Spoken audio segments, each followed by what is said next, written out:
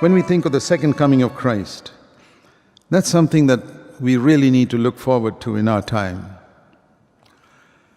I was recently sharing with some folks who are disturbed about the trends that they see in the world today. And they asked me what I thought about it, and I said, well, these are the days of Noah and the days of Lot. That's what Jesus said. The last days will be like the days of Noah and the days of Lot. And if you look in Genesis chapter 6, there were two characteristics of Noah's time. Violence, which in today's terms would be filled with violence. So the earth was filled with violence, and in today's terms we'd say that every day you'd be hearing about somebody who is using his pistol and shooting people. That's violence. Or you hear about suicide bombers and terrorism and all that. The last days will be like that. There's no point praying it won't happen. It will happen. You can't say, Lord, don't let the last days be like the days of Noah. They will be. The other thing that was characteristic of Noah's day was unnatural sex. We read there about the angels. The sons of God are referring to direct creations of God. There were angels who wanted to have sex with the pretty women on earth. You read that in the first few verses of Genesis 6. Now, angels don't have sexual ability, and the only way they could do that was by possessing a man. In the Old Testament, there's no instance of demon possession, so demon possession was not clearly understood in the Old Testament like it is in the New Testament. The first place in the Bible where you read about demon possession is in the New Testament. So if that were being written today, Genesis 6, I think we'd read it like this, that these demons possessed a man because they wanted to have sex with some pretty woman. It was an unnatural type of sex. What was the significant thing about Lot's time? You read that in Genesis 19. Two angels came in the form of men, and I believe they were extremely good looking. And the people in Sodom saw these two good-looking men going into Lot's house. And Lot said, come into my house and stay here. And they banged away at the door of Lot's house and said, bring those men out. We want to have sexual relations with those handsome men. And Lot says, please don't do that. And he goes an amazing step further. It was amazing that a father would ever do that. What a sense of hospitality he had to these strangers. He said, here are my two virgin daughters. You read this in Genesis 19. Please take them. He says, no, we don't want those women. We want these men. The last days will be like the days of Lot. So when I hear about these things happening in the world around, I say, well, Christ is coming back soon, praise the Lord. It excites me. I'm not going to be able to make the world a better place. Only Jesus can do that, and He'll do that when He establishes His kingdom here. I'm called to be a light in the darkness, to stand for the truth of God uncompromisingly in all its brightness, proclaiming the whole counsel of God in the midst of a wicked world, which is going to get more and more wicked as time goes on. So I'm not going to be disturbed when the world goes in a certain direction. My Lord has already told me it's going to go in that direction. But if the last days are going to be like the days of Noah and Lot, with a lot of violence and a lot of unnatural sex, it also implies that there will be people like Noah in the last days. That's the challenge that comes to me.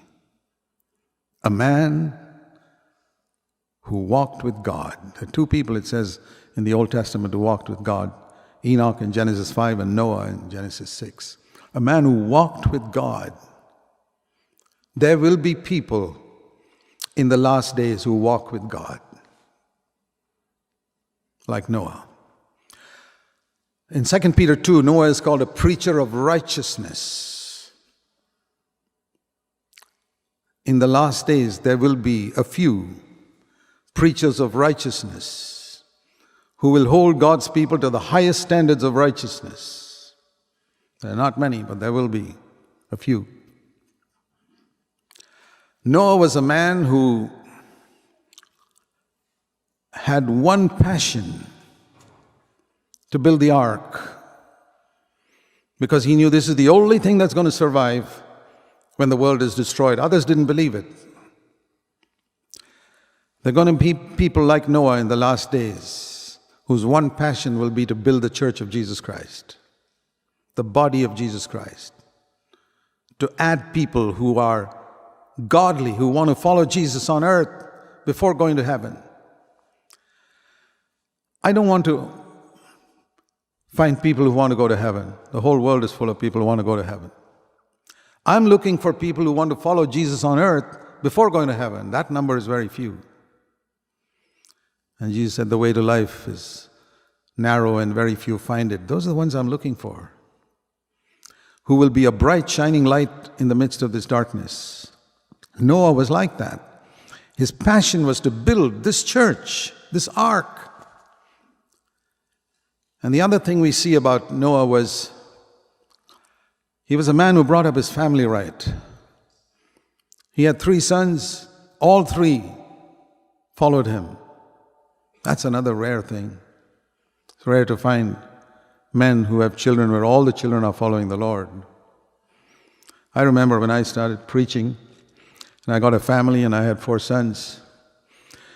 And I said, Lord, if even one of them is not following you, I don't believe I'll be fit to preach according to the qualifications of an elder in 1 Timothy 3. Every one of them must follow you. They don't have to have my ministry of preaching, that's a gift, but they must be your disciples. I won't be satisfied with just their having said, okay, I'm born again, they go through baptism, and I can get honor in the church. Oh, Brother Zac's children are baptized. A lot of people seek for that honor to get their children baptized so that they get honor in the church. I'm not interested in that. I'm interested to see that they follow the Lord, because I see that Noah, his children, I believe his children cooperated in building the ark. And they worked with their dad in building the ark.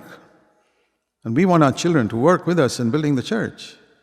I'm not saying they should all be in full-time Christian work, but they should be cooperating in some way according to their own place in the body to build the church. And the other thing I see about Noah was he was a man who sacrificed.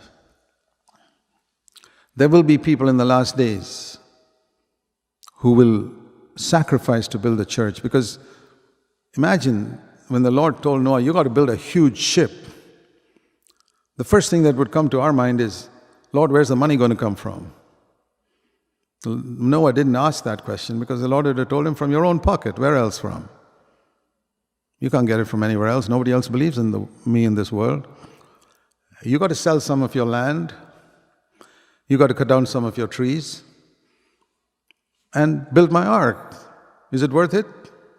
Serving the Lord at our own expense? There will be people in the last days like Noah who sacrifice and serve the Lord at personal cost. It won't be like the average run-of-the-mill Christian that you see nowadays. The last days will be like the days of Noah in the world around, and the last days will be like the days of Noah in people like Noah on the earth. And the other thing about Noah, he was a godly father